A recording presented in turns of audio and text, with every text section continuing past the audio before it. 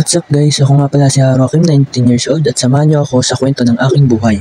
At makikita nyo nga guys, nag-aasikaso na ako ng aking sarili.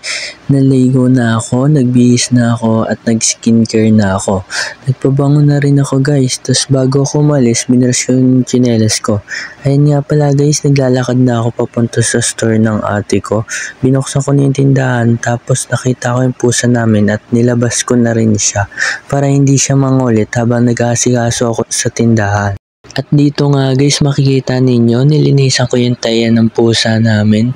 At dyan guys, nag-time check ako, tapos binigyan ko na ng tubig yung pusa namin. Nagsaing na ako ng pang-almusal namin. At dito nga guys, makikita ninyo, may ininit akong kaserola. Ayun nga pala yung ulam namin guys. Ayan guys, pinapakita ko kung paano ko siya ininit. Inihinaan ko lang apoy guys kasi may gagawin ako sa harapan ng tindahan namin. Magdi-display ako ng mga paninda. Ganito nga pala guys yung palagi kong ginagawa kapag nauuna ako dito sa tindahan ng ate ko. Nag-aasikaso na ako para pagkadating niya maayos na lahat. And guys, ginawa ko yung apple para sa pamangkin ko yun. Nagre-request kasi siya ng apple.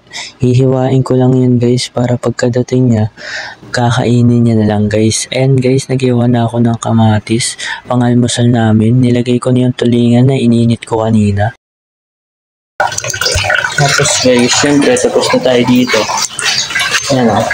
Kumain na tulingan, tomatoes, patis, may sili. Ano to? Breakfast lang namin to. At dyan nga guys, makikita ninyo, iniwa ko na yung apple ng pamangkin ko guys. At nagugas na ako ng mga ginamit ko sa pag-aasikaso ng pang-almusal namin. At guys, pagkatapos ko nga pala hugasan yun, nilinisan ko na yung paligid ng pinagkilusan ko guys para ma-maintain yung cleanliness. Inabili guys, wait lang. Ano po yan? Ito, tsaka Coke, tsaka Sprite, tsaka Royal. Hindi po, Sprite. Ate, wala na pong Coke, tsaka Sprite. Royal na po. Royal. Napakita ko nga pala guys dito kung paano ako makapag-transaction sa customer. Ano na lang kaya Coffee to Black yan? Coffee to Black. Isa ba? Wala ko doon. Ang next cafe original. Yan na.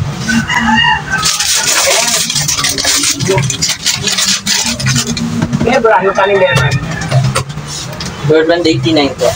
Isa rin po. 290 po na. Kano? 290. Pati yung ano?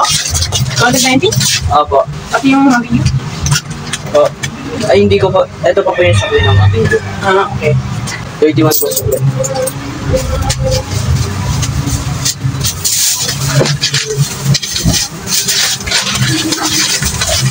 Thank you. Makikita nyo nga guys na nagluluto ako ng napakaraming chicken breast. Ayun nga palang ginagamit ko sa small business ko guys na chicken pastil.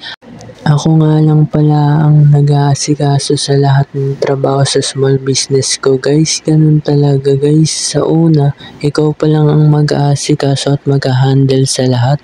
Kasi kinakabisado ko pa lang yung sistema.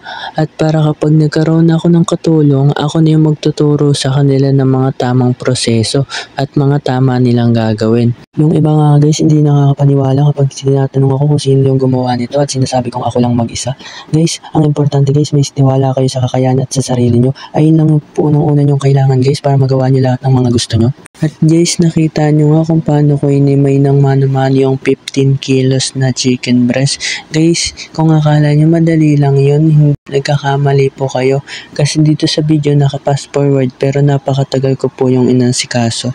Kasi guys, ilang oras ko po siya ginawa. Ang sa tingin ko mga 5 oras ko siya inasikaso at hinimay ko ng kay tagal-tagal. At guys, yung video nga pala nito malapit na matapos. Gusto ko lang magpasalamat sa suporta nyo. Pagpasensya nyo na guys kasi baguhan pa lang ako dito sa pagiging vlogger. Pero guys, huwag kayo mag-alala, mas gagalingan ko pa.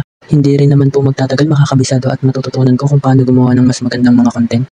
So paano ba yan guys? Hanggang dito na lang, hanggang sa muli.